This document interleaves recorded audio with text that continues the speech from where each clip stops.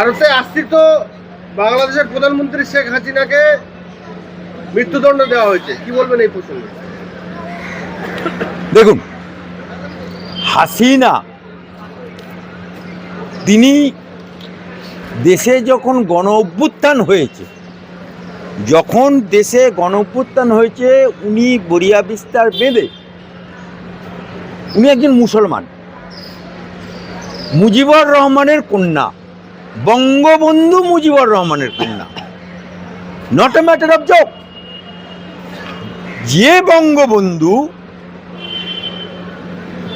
ওই বাংলাদেশ পাকিস্তান থেকে আজাদি করে, পাকিস্তানের গোলামি থেকে মুক্ত করে বাংলাদেশ প্রতিষ্ঠিত করেছিল, আমার ভারতের তৎকালীন প্রধানমন্ত্রী ইন্দিরা গান্ধীর সহায়তায়, ভারতের মিলিটারির সহায়তায় আজকে যে বাংলাদেশ দেখছে, বাংলাদেশের যে ঝান্ডা উঠছে পথ করে, আজকে যে বাংলাদেশের কনস্টিটিউশন হয়েছে, আজকে যে বাংলাদেশে আদালত হয়েছে, এসবই মুজিবুর রহমান ভারতের সাহায্য নিয়ে করেছে।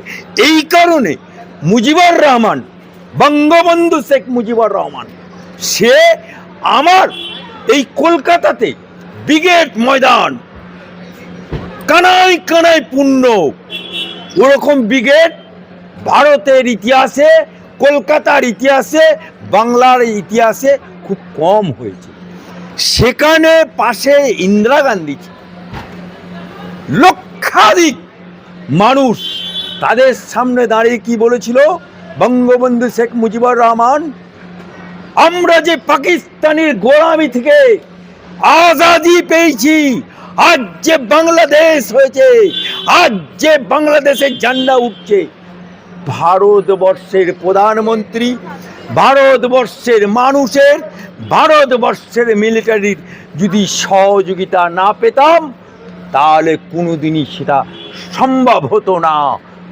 তাই জনম জনম পর আমরা ভারতের কাছে চির ঋণী হয়ে থাকব। সেই রেকর্ড আজও ভারতবর্ষের বুকে, বাংলাদেশের বুকে বিভিন্ন মিডিয়ার কাছে, অল ইন্ডিয়া মিডিয়ার কাছে রেকর্ডভুক্ত আছে। সেই ছবি আজও অনেকের কাছে আছে। সেই বঙ্গবন্ধু মুজিবুর রহমানের কন্যা হাসিনা যখন বেরিয়াবস্থা তুলল, যখন গণঅভ্যুত্থান হলো, যখন চারিদিকে হাসিনার বাড়ি ভেঙে চুরমার করার চেষ্টা চললো, আগুন লাগানোর চেষ্টা করলো, তখন উনি বাংলাদেশ গেলেন, বাংলাদেশ থেকে পাকিস্তানে গেলেন না।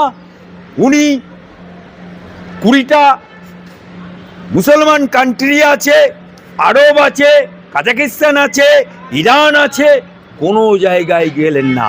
তিনি ভারতবর্ষের মোদি, যে মোদি সনাতনী, যে মোদি হিন্দু, সেই ভারতের প্রধানমন্ত্রী তার কাছে আশ্রয় নিল।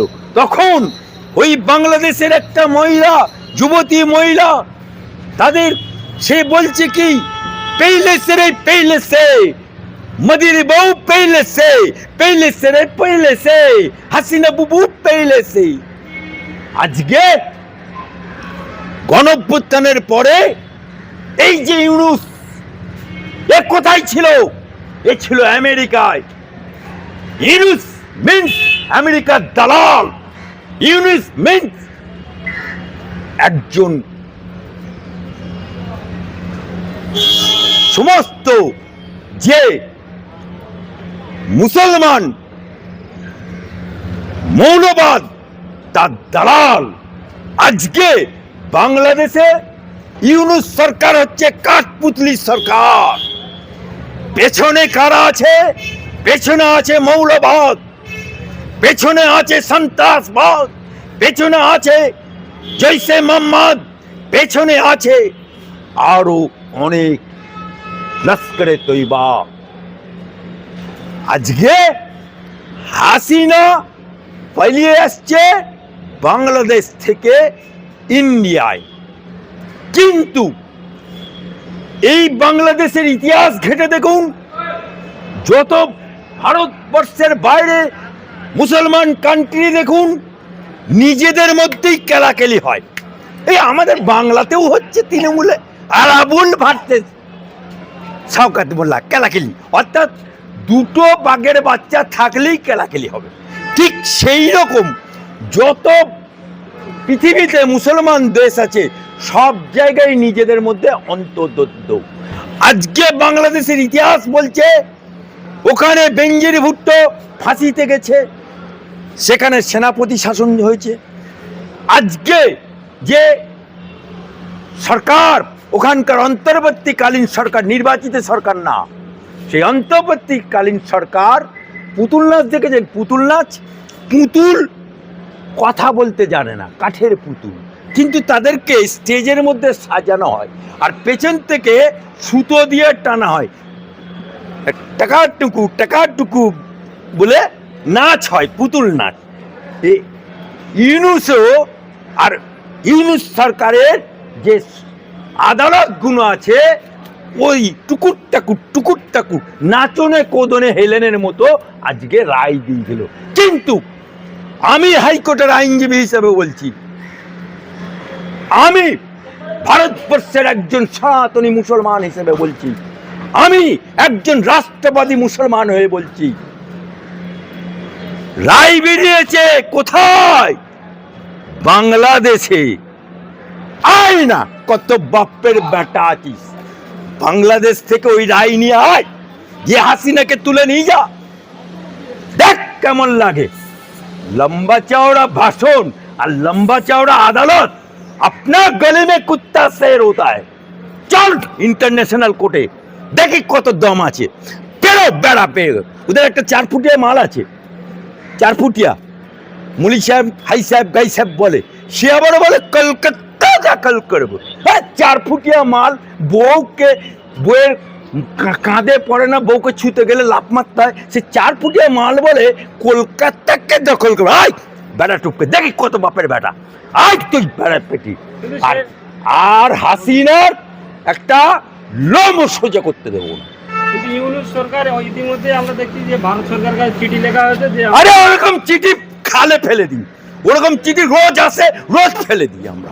ভারতবর্ষের ওরকম অগণতান্ত্রিক নির্বাচিত সরকার নয়, অন্তর্বর্তী সরকারের বা ওখানকার আদালতের রায়কে আমরা পেচ্ছাপ করে হিচু করে উড়িয়ে দেব। কিন্তু শেখ হাসিনার এই রায়ের মোকাবেলা করা তো উচিত। কে মোকাবেলা করবে? আয় না, ভারত আয় না মোকাবেলা করবে, কোন শালা করবে, কোন হারামের বাচ্চা করবে? আয় ইন্ডিয়াতে দেখি কার কত দম আছে।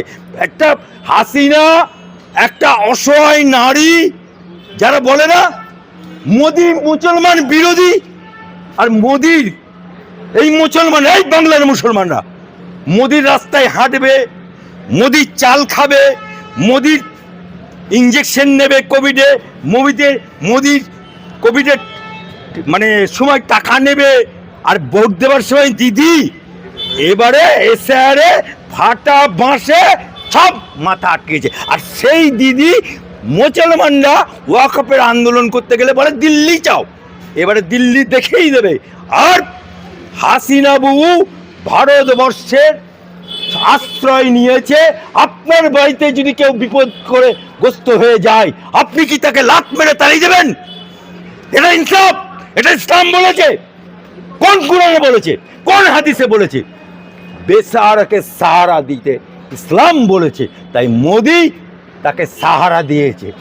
কোনো মাইকেল আলের ক্ষমতা নেই যতক্ষণ না ভারতবাসী চাইবে, যতক্ষণ না মোদি চাইবে, যতক্ষণ না বিদেশমন্ত্রী চাইবে, যতক্ষণ না স্বরাষ্ট্রমন্ত্রী চাইবে, তার একটা বাল ছুঁতে পারবে না।